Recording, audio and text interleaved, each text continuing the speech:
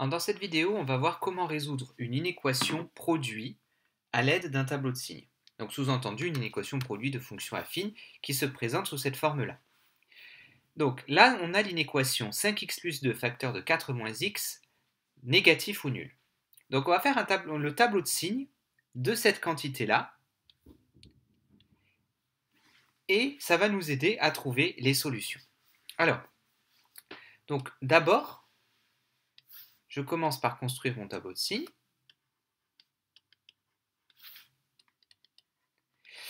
Je repère combien il y a de facteurs. Ici, j'ai un facteur, deux facteurs. Donc, je vais faire une ligne par facteur.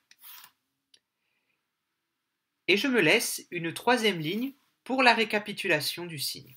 Donc, je vais faire d'abord une ligne pour 5x plus 2. Je vais faire une ligne pour 4 moins x. Et je vais faire une ligne de récapitulation. Je vais écrire tout simplement signe. Donc, voilà, ça, c'est le canevas de base.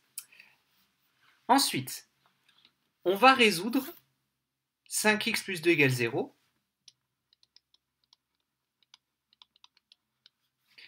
Donc 5x plus 2 égale 0. Alors soit on se souvient que la formule c'est moins p sur m, soit on résout. Alors je préfère qu'on résolve, c'est mieux.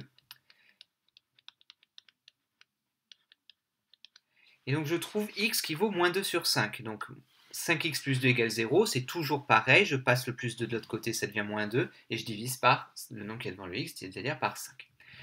Après je vais résoudre 4 moins x qui est égal à 0. Donc 4 moins x qui est égal à 0. Je passe le moins x de l'autre côté, ça devient plus x. Donc 4 égale x, autrement dit, x égale 4. Donc ça me donne deux valeurs. Ici, j'ai moins 2 cinquièmes et 4. Je vais les ranger par ordre croissant. Donc d'abord, vient moins 2 cinquièmes, et ensuite vient 4. Je vais tracer une barre verticale sous chacun de ces deux nombres. Alors, ici, moins 2 cinquièmes, je vais mettre un 0. Donc, puisque j'ai trouvé moins 2 cinquièmes pour celui-là, je vais mettre un 0 là, moins 2 cinquièmes. Pour cette ligne-là, j'avais trouvé 4, je mets un 0 au 4. Et comme c'est une inéquation produit, en bas, je mets des 0 partout, puisque 0 fois quelque chose, ça fait 0. Et maintenant, je vais remplir mes régions. Alors, je vais remplir mes lignes indépendamment les unes des autres. Donc, pour remplir les lignes, on suit la règle des fonctions affines. C'est-à-dire que je repère d'abord le nombre qu'il y a devant le x. Donc ici, c'est 5. Et 5 est un nombre positif. Donc, je vais commencer par le signe contraire du nombre qu'il y a devant le x, le signe contraire du coefficient directeur, jusqu'à temps que je rencontre le 0. Et puis au 0, je change de signe. Donc ici, comme 5 est positif, je commence par un moins. Je rencontre le 0, donc je vais changer de signe. Et je mets des plus dans tout ce qui reste. Maintenant, 4 moins x. Le nombre qu'il y a devant le x, c'est un moins 1.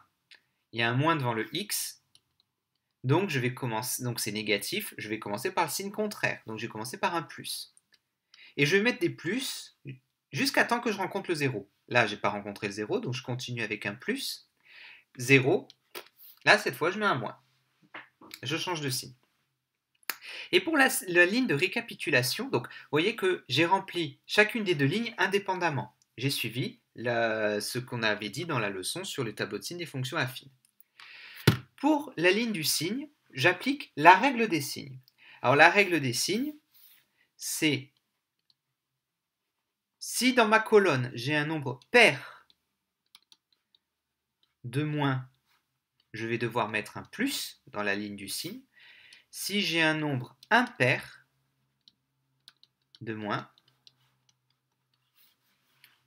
ma ligne de signe va comporter un moins. Donc, quand j'ai que deux lignes, ça va. On peut tout simplement dire moins par plus, ben ça fait moins. Plus par plus, ça fait plus. Et plus par moins, ça fait moins. Mais on peut avoir des tableaux de signes avec 4, 5, 6 lignes. Et donc, dans ces cas-là, on peut se souvenir de ça. Pair, c'est plus. Impair, je compte les moins. Si j'ai un nombre pair, c'est plus. Si j'ai un nombre impair, c'est moins. Donc là, j'ai fait le tableau de signes de mon produit. Maintenant, il me reste à déterminer l'ensemble des solutions. Alors, je regarde maintenant, je veux plus petit ou égal à 0. Donc, je vais repérer les régions où, dans ma ligne du signe, alors plus petit ou égal à 0, ça veut dire négatif. Je suis négatif là et là. Donc, je suis négatif de moins l'infini à moins 2 cinquièmes, puis de 4 à plus l'infini. Donc, j'ai deux morceaux, moins l'infini, moins 2 cinquièmes, et 4 plus l'infini. Alors, j'ouvre les crochets en l'infini, toujours. Maintenant, pour savoir si je ferme ou si j'ouvre les crochets en moins 2 cinquièmes et en 4, je regarde si j'ai ça ou ça, le crochet.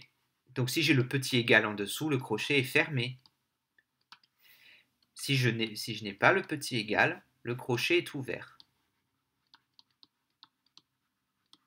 Donc ici, j'ai le petit égal, je ferme les deux crochets. Et comme c'est en deux morceaux, j'écris le symbole union entre les deux.